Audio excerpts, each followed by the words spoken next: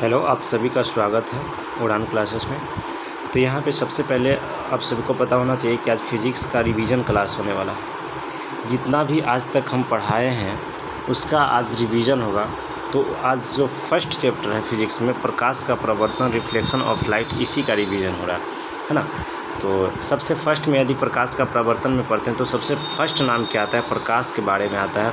तो यहाँ पे लाइट जो होता है, तो हम लोग फर्स्ट क्वेश्चन से ही उठाएं कि प्रकाश यानी लाइट किसे कहते हैं। लाइट किसे कहते थे, ठीक से सुनना है, याद हो जाएगा एक बार में। तो प्रकाश क्या है? प्रकाश एक माध्यम है। क्या है? प्रकाश एक माध्यम है। यहाँ पे माध्यम हो जाएगा। प्रकाश एक माध्यम है जो नेत्र को देखने की क्या करता है, क्षमता प्रदान करती है। जो नेत्र को देखने की क्षमता प्रदान करती है। यदि प्रकाश रहेगा तो नेत्र यानी जो आँख है किसी वस्तु को देख पाएगा, नहीं तो वो नहीं देख पाएगा, है ना। उसके बाद यहाँ पे आते हैं नेक्स्ट पॉइंट पे। तो प्रकाश का जो वेग होता है हवा या निर्वात, हवा कहने के मतलब सब समझ रहे हो, हवा के मतलब सभी समझ रहे हो, है ना। लेकिन निर्वात के मतलब वैसा जगह जहाँ पे कोई हवा नहीं हो, है ना। उसमें जो प्रकाश है 3 × 10⁸ मीटर प्रति सेकंड के स्पीड से चलती है। कहने के मतलब 3 लाख किलोमीटर प्रति सेकंड, यानी 1 सेकेंड गिनेंगे तो वह प्रकाश 3 लाख किलोमीटर दूरी तय कर लेगी, है ना। उसके बाद यहाँ से हम लोग नेक्स्ट पॉइंट पे आते हैं। सिर्फ आज रिवीजन होगा। जो स्टूडेंट हमसे पढ़ा है बस उसी को ज़्यादा समझ में आने वाला है, नहीं तो उसको समझ में उतना नहीं आएगा। लेकिन यहाँ पे देखिए, हाँ, नेक्स्ट पॉइंट क्या बोल रहा है कि सर्वप्रथम न्यूटन ने प्रकाश के लिए कण सिद्धांत दिया। क्या बोल रहा है कि जो न्यूटन है वो सबसे पहले प्रकाश को कण में बोला कि प्रकाश एक कण है, जिसके अनुसार क्या करता है, प्रकाश एक सीधा रेखा यानी सरल रेखा में क्या करती है, प्रकाश चलती है ना। उसके बाद नेक्स्ट पॉइंट पे आता है। तो हाइगेंस क्या बोला, हाइगेंस ने प्रकाश के लिए तरंग सिद्धांत दिया। वो बोला मतलब न्यूटन के सिद्धांत को क्या किया, काट दिया, और वो अपना सिद्धांत क्या दिया, तरंग सिद्धांत दिया। कहने के मतलब उसके अनुसार से प्रकाश ऐसे चलती है, तरंग के रूप में चलती है, ऐसे चलती है ना। लेकिन उसके बाद डी ब्रोगली आया और उसने द्वैत सिद्धांत दिया। बोला कि प्रकाश द्वैत है, सरल रेखा में भी चलती है और तरंग में भी चलती है। कौन बोला? De Broglie. 3 में से एक क्वेश्चन रहता है 10th क्लास में, ठीक से उसको देख लेना है। उसके बाद यहाँ पे क्वेश्चन आता है यहाँ से कि प्रकाश है, कण है कि तरंग है कि दोनों है कि इनमें से कोई नहीं। तो इसका जो राइट आंसर हो जाएगा, प्रकाश दोनों है, तरंग कण भी है और तरंग भी है। इसका राइट आंसर सी हो जाएगा, दोनों है। क्योंकि अभी बताएं कि प्रकाश के बारे में डी ब्रोगली बताया। यहाँ पे क्या बताया था कि प्रकाश द्वैत है, प्रकाश द्वैत है जिसके अनुसार सीधा भी चलता है और वेव में भी चलता है ना, तरंग के रूप में भी चलती है प्रकाश, यानी दोनों है। ठीक है, नेक्स्ट क्वेश्चन पे आते हैं। यहाँ से ए वाला क्वेश्चन क्या बोल रहा है कि प्रकाश के कण सिद्धांत से किसकी व्याख्या नहीं की जा सकती है। तो विवर्तन की व्याख्या नहीं की जा सकती। ये सब के बारे में हम डिटेल्स बता चुके हैं, इसीलिए हम ज़्यादा इस पर रिसर्च नहीं करेंगे। उसके बाद देखो यहाँ पे क्या है, नेक्स्ट पॉइंट क्या बोल रहा है, प्रकाश के तरंग सिद्धांत से किसकी व्याख्या नहीं किया जा सकता है। तो प्रकाश विद्युत प्रभाव हो जाएगा, यहाँ राइट आंसर सी हो जाएगा, सॉरी डी हो जाएगा। उसके बाद यहाँ पे बोल रहा है कि नेक्स्ट पॉइंट क्या बोल रहा है कि प्रकाश के पत्ते का परछाई प्रकाश के किस गुण के कारण गोल बनता है। जो प्रकाश पेड़ का जो पत्ता है वो देखते हो कि गोल बनता है ज़मीन पर उसका परछाई, तो वो किस गुण के कारण होता है। तो प्रकाश विवर्तन के कारण होता है, प्रकाश के विवर्तन के कारण, जो यहाँ पे हो गया। उसके बाद नेक्स्ट क्वेश्चन आता है, यहाँ पे सबसे अच्छा क्वेश्चन है। यहाँ से एक क्वेश्चन 5 नंबर में पूछता है। यदि पूरा क्वेश्चन जो हम लिखे, यदि आपका क्वेश्चन में वहाँ रहेगा एग्ज़ाम में, तो वो 5 नंबर के हैं। अधिक सिर्फ इतना ही बोलेगा प्रकाश से आप क्या समझते हो, तो 2 नंबर का क्वेश्चन है। अगर यदि ये पूरा रहेगा यहाँ से कि प्रकाश के प्रवर्तन से क्या समझते हैं, इसके नियमों को लिखें, नहीं इसके कितने नियम है, सारा नियम को लिखने के लिए यदि बोलेगा तो वो 5 नंबर में रहेगा। तो ठीक से सुनिएगा, यहाँ पे याद हो जाएगा। बड़ा प्रकाश के प्रवर्तन, है ना। तो हम लोग आराम से इसको एक बार बोलेंगे, याद हो जाएगा। प्रकाश के प्रवर्तन सबसे पहले क्या बोलेंगे, जब किसी सतह से, तो मान लेते कि एक सतह है नीचे जो देख रहे हो, है ना। जब किसी सतह से प्रकाश के किरण आती है और पुनः उसी माध्यम में वापिस हो जाता है, उसी को प्रकाश के परावर्तन कहते हैं। इस सब के बारे में ऐसे बताए हैं, कुछ रिवीजन हो रहा है। यानी यहाँ से एक बार ठीक से सुनिए क्या हो रहा है कि जब किसी सतह से प्रकाश के किरण टकराकर पहले ही माध्यम में वापस हो जाती है, इसे प्रकाश के परावर्तन कहते हैं। कहने के मतलब यहाँ पे क्या है कि ये कोई सतह है, समतल सतह है, वहाँ से प्रकाश आया और तुरंत रिटर्न हो गया, उसी को हम लोग क्या बोलते हैं, प्रकाश का परावर्तन कहते हैं। ठीक है, अब इसके बाद नियम पे आते हैं। यहाँ देखिए बोल रहा है कि इसके नियम को लिखे, है ना।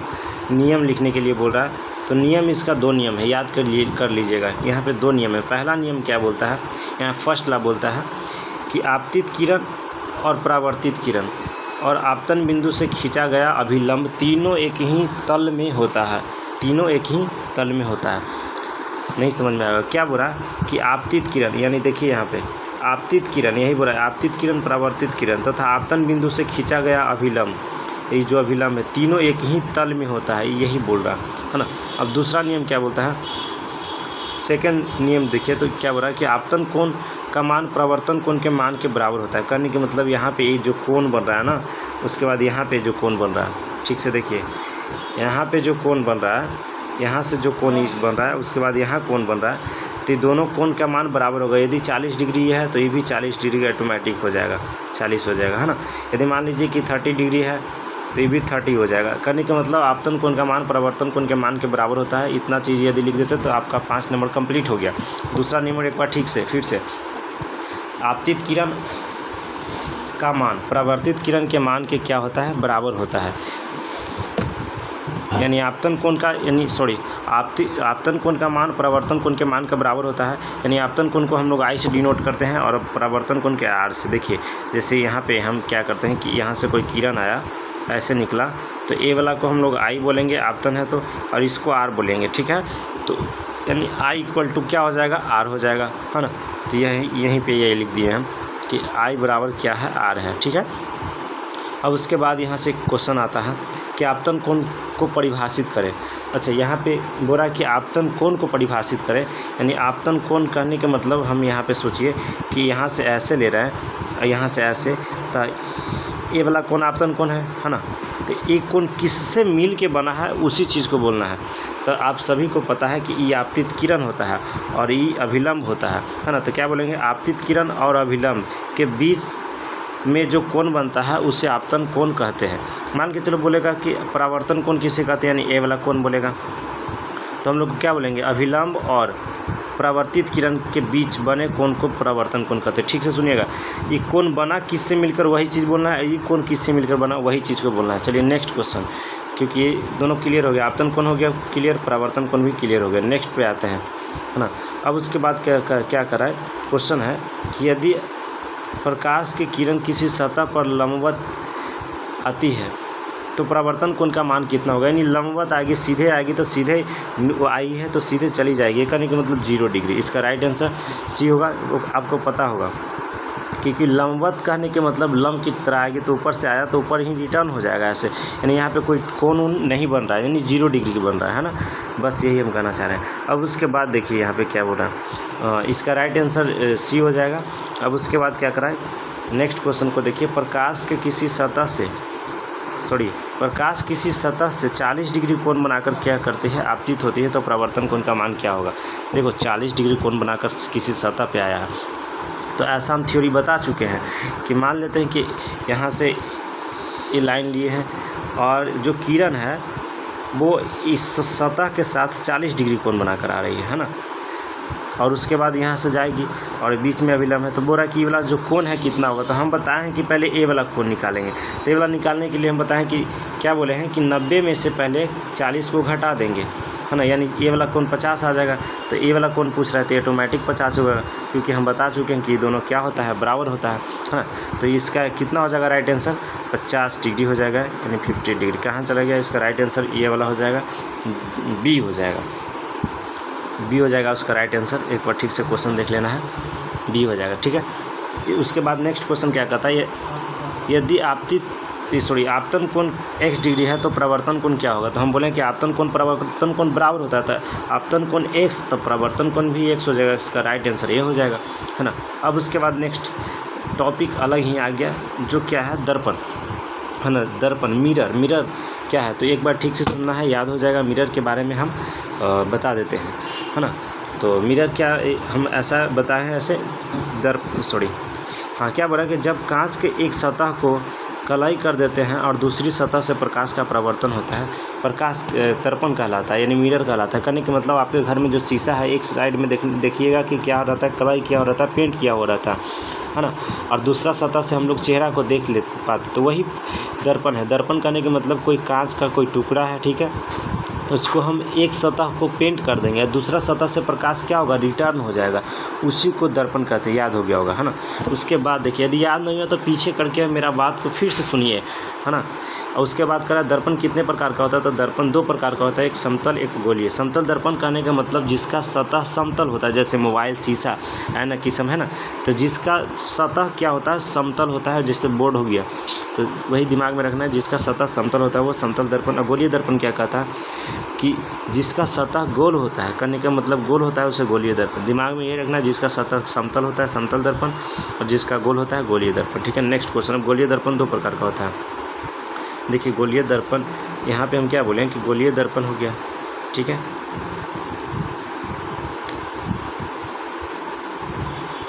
गोलीय दर्पण, अब देखिए गोलीय दर्पण भी किस प्रकार का होता है। गोलीय दर्पण 2 प्रकार की होती है, देखिए यहाँ पे, है ना। पहला उत्तल, दूसरा अवतल, यानी कॉन्वेक्स कॉनकेव, है ना। तो उत्तल दर्पण, तो उत्तल दर्पण क्या करता है कि जिसका सतह उठा हुआ रहता है, कहने के मतलब जिसका सतह क्या रहता है, उठा हुआ रहता है। देखिए उठा हुआ है, अंदर भाग रंगा हुआ रहेगा, उसी को क्या कहते हैं, उत्तल दर्पण। अवतल दर्पण क्या कहता है, जिसका प्रवर्तक सतह धंसा हुआ रहता है, यानी जिसका सतह धंसा हुआ रहता है ना। यानी कहने का मतलब इस टाइप से रहेगा और बाहर का भाग रंगा हुआ रहेगा, अंदर वाला देखिए धंसा हुआ, दिमाग में आ गया। हाँ, तो वही कहता है यहाँ पे कि उत्तल दर्पण, तो वैसा गोलीय दर्पण जिसके अंदर का भाग क्या होता है, रंगा हुआ रहता है, यानी कलाई किया हुआ रहता है, उसे उत्तल दर्पण कहते हैं। यानी अंदर वाला भाग रंगा रहेगा उत्तल दर्पण, और बाहर वाला भाग रंगा रहेगा तो अवतल दर्पण। अब अवतल दर्पण सुनिए एक बार क्या बोल रहा है, वैसा गोलीय दर्पण जिसका क्या रहता है, बाहर का भाग क्या रहता है, कलाई क्या रहता है, पेंट क्या रहता है, उसे अवतल दर्पण कहते हैं। ये सब के बारे में हम ऐसे तो बता चुके हैं, देख लो एक बार ठीक से। यहाँ पे क्या है, गोलीय दर्पण है ना। तो यहाँ पे गोलीय दर्पण है, तो यहाँ पे एक पी होगा, देखिए यहाँ पे ठीक से, ये पी है, तो पी को हम लोग क्या बोलते हैं, पी को ध्रुव बोलते हैं, पी को ध्रुव बोलते हैं।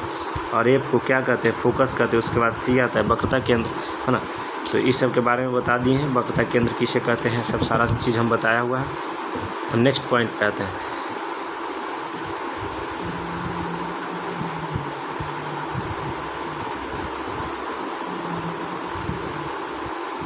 हाँ, अब यहाँ से आता है उत्तल दर्पण और अवतल दर्पण में अंतर बताएं। उत्तल दर्पण और अवतल दर्पण में क्या करें, अंतर बताएं।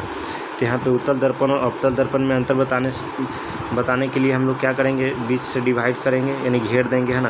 तो पहले आंसर क्या लिखेंगे कि उत्तल दर्पण और अवतल दर्पण में निम्नलिखित अंतर है। एक साइड में क्या करेंगे, एक साइड में हम लोग उत्तल दर्पण लिखेंगे, एक साइड में अवतल दर्पण लिखेंगे।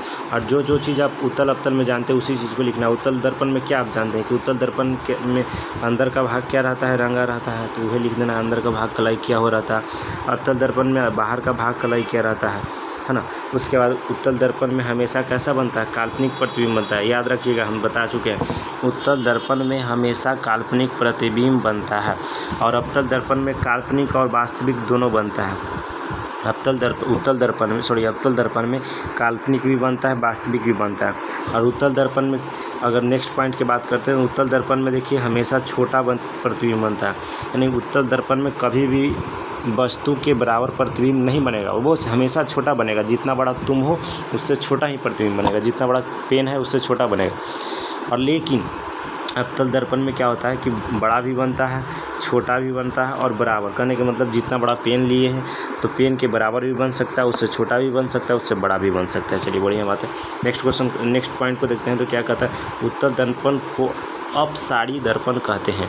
अपसारी के मतलब फैलाने वाली किरण, जैसे कहने के मतलब कि अपसारी करने के मतलब क्या करती है, किरण को फैलाता है, फैलाने, दिमाग में ही रखना है कि जो फैलाता है अपसारी कहलाता है, यानी उत्तल दर्पण किरण फैलाता है, अपसारी कहलाता है। और अवतल दर्पण को अभी साड़ी कहते हैं जैसे इस प्रकाश को सिकुड़ता है ना। अब उसके बाद देखिए क्या कहता है, ठीक से सुनिएगा।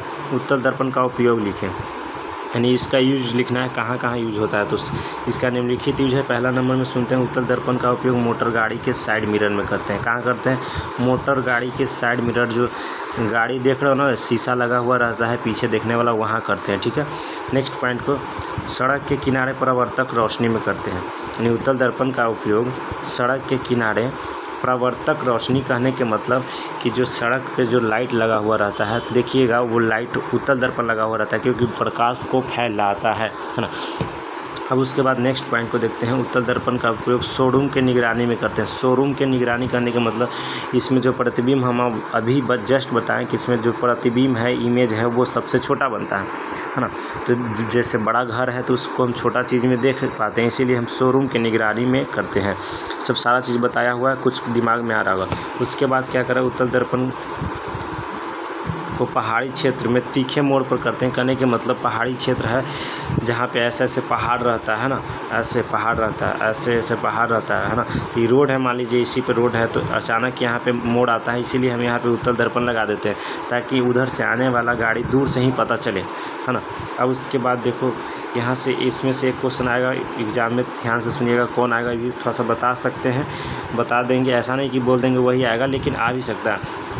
कह कि हजामत बनाने में कौन दर्पण का प्रयोग करते हैं? नहीं, हजामत के लिए हम अवतल दर्पण का प्रयोग करते हैं। कौन दर्पण? अवतल। यानी उसमें क्यों हम अवतल दर्पण के करते हैं? क्योंकि उसमें बड़ा प्रतिबिंब बनता है ना। और उसके बाद कहता है ENT विशेषज्ञ यानी डॉक्टर के द्वारा कान, नाक, गला देखने में अवतल दर्पण का प्रयोग करते हैं क्योंकि प्रकाश को सिकुड़ता है, कान में सही जगह भेजता है ना। पश्च दर्पण यानी पीछे देखने वाला दर्पण में कौन सा दर्पण का प्रयोग करते हैं? तो उत्तल दर्पण। बस इतना ही, सर्च लाइट में अवतल दर्पण पता होगा। नेक्स्ट क्वेश्चन पे आते हैं। क्या बोला कि उत्तल दर्पण का उपयोग मोटर गाड़ी के साइड मिरर में करते हैं। क्यों? देखो क्या करा है कि जो उत्तल दर्पण है तो गाड़ी के साइड मिरर में ही करते हैं। क्यों करते हैं? कहने का मतलब बाइक में जो लाइट दर्पण लगा रहता है पीछे, तो ये बोला है कि हम लोग उत्तल दर्पण का ही प्रयोग करते हैं। क्यों? तो क्योंकि उसमें छोटा प्रतिबिंब बनता है, दूर से किसी वस्तु को देख लेते हैं। और दूसरा बात क्या रहता है कि उसमें जो प्रतिबिंब बनता है उत्तल दर्पण में, वो छोटा रहता है और सीधा रहता है, बस काल्पनिक रहता है ना। तो यहाँ पॉइंट देखिए, निम्नलिखित गुण के कारण बनता है। फर्स्ट पॉइंट में देखते हैं तो उत्तल दर्पण का हमेशा काल्पनिक प्रतिबिंब और सीधा बनता है। काल्पनिक सीधा, जैसे हम लोग उस चीज़ में देखते हैं शीशा में, तो छोटा प्रतिबिंब रहता है लेकिन सीधा रहता है, उल्टा नहीं रहता है। ऐसा नहीं कि माथा नीचे रहेगा पैर ऊपर रहेगा, इसीलिए हम लोग करते हैं कि सीधा बनता है। उसके बाद उत्तल दर्पण में हमेशा छोटा प्रतिबिंब बनता है। ये भी अच्छा बात है क्योंकि दूर से जो बड़ा बड़ा गाड़ी रहता है छोटा रूप में हम लोग देख सकते हैं। उसके बाद कह रहा है उत्तल दर्पण का दृष्टि क्या बोल रहा है, उत्तल दर्पण का दृष्टि क्षेत्र काफ़ी विस्तृत होता है। करने का मतलब काफ़ी दूर तक देख पाता है ना। अब उसके बाद अवतल दर्पण का यूज यहाँ पे सीखेगा, क्योंकि हम जल्दी बता रहे हैं कि क्योंकि पढ़ाया हुआ है ना, इसीलिए हम थोड़ा जल्दी में स्पीड में, ऐसा नहीं कि हम ऐसे पढ़ाते हैं इतना स्पीड में, इसीलिए है क्या, क्योंकि कुछ रिवीजन हो जाए, ये सब चीज़ पढ़ाया हुआ है। अब ये बोल रहा है कि अवतल दर्पण का उपयोग लिखे, तो अवतल दर्पण का उपयोग निम्नलिखित है। आंसर में पहले तो ये चीज़ देना है, तो टॉनिक है, सब में चलेगा, है ना। उसके बाद फर्स्ट पॉइंट याद रखिए कि इसका कहाँ कहाँ उपयोग करते हैं। तो अवतल दर्पण का उपयोग हजामत बनाने में करते हैं, हजामत, है ना, बता चुके हैं। अवतल दर्पण का उपयोग दूसरा नंबर में सर्च लाइट में करते हैं। सर्च लाइट मतलब टॉर्च। थर्ड पॉइंट, अवतल दर्पण का उपयोग सोलर कुकर में करते हैं, बता चुके हैं सोलर कुकर क्या है। अब तो फिर फोर्थ पॉइंट, अवतल दर्पण के द्वारा अवतल दर्पण का उपयोग डॉक्टर के द्वारा कान, नाक, गला देखने में करते हैं। ठीक है, यहाँ तक कंप्लीट हो गया होगा। अब उसके बाद कह रहा है समतल दर्पण, ये समझिए कि लास्ट है ना, ये लास्ट चल रहा है, इसके बाद नहीं है, कुछ नहीं, ये लास्ट है, ध्यान में रखिए, हो जाएगा क्लियर। क्या बोल रहा है कि समतल दर्पण का उपयोग लिखे। समतल दर्पण, तो देखिए समतल दर्पण मतलब जो आपका घर में शीशा है उसका उपयोग बोला है, तो सबसे फर्स्ट उसका तो निम्नलिखित उपयोग है। पहला उपयोग सुनिए, समतल दर्पण का उपयोग सौंदर्य बढ़ाने में करते हैं। सौंदर्य के मतलब घर में यदि शीशा वगैरह ज़्यादा लगा देंगे तो सुंदर बढ़ जाएगा, सौंदर्य के मतलब सुंदरता के रूप में करते हैं ना। उसके बाद सेकंड पॉइंट, समतल दर्पण का उपयोग ड्रेसिंग टेबल में करते हैं। ड्रेसिंग टेबल मतलब सब समझ रहे हो, है ना। इसका उपयोग, फिर नेक्स्ट पॉइंट चलते हैं, इसका उपयोग ही नहीं, समतल दर्पण का उपयोग बहुमूर्ति बनाने में करते हैं। बहुमूर्ति मतलब सब समझते हो कि जो मूर्ति वगैरह रहता है उसमें शीशा देखिएगा, यदि लक्ष्मी माँ का मूर्ति है तो उसमें छोटा छोटा शीशा रहता है साड़ी में लगा हुआ, ये समतल दर्पण ही रहता है, यानी बहुमूर्ति बनाने में भी करते हैं। उसके बाद हम यहाँ पे नेक्स्ट पॉइंट पे तो इसका उपयोग पेरिस्कोप में करते हैं। पेरिस्कोप मतलब बता चुके हैं कि जहाँ उग्रवादी जगह है वहाँ पे पहाड़ी क्षेत्र में हम लोग क्या करते हैं, पेरिस्कोप लगा के किसी दूर से आने वाला आदमी को हम लोग देख पाते हैं, उग्रवादियों को देख पाते हैं। सब पुलिस वगैरह को मिलता है, फोर्स वगैरह, है ना। अब उसके बाद ये भी बता दिए कि गोलीय दर्पण में का सूत्र जो होता है 1/f बराबर 1/u प्लस 1/v होता है। अब यहाँ पे एक क्वेश्चन बोल रहा है कि उस दर्पण का नाम लिखे जिसमें हमेशा छोटा प्रतिबिंब बनता है, हमेशा छोटा। तो उत्तल दर्पण में हमेशा छोटा बनता है, इसका राइट आंसर ये हो जाएगा उत्तल दर्पण। यदि इतना कंप्लीट हो गया तो बहुत अच्छा बात है। कल क्या होगा, इसके बाद फर्स्ट चैप्टर से कल ऑब्जेक्टिव क्वेश्चन लिया जाएगा। सिर्फ ऑब्जेक्टिव बना के देखिएगा कितना क्वेश्चन सही होता है। तो आज तक हम लोग इतना ही रहने देते हैं। आज के लिए बाय।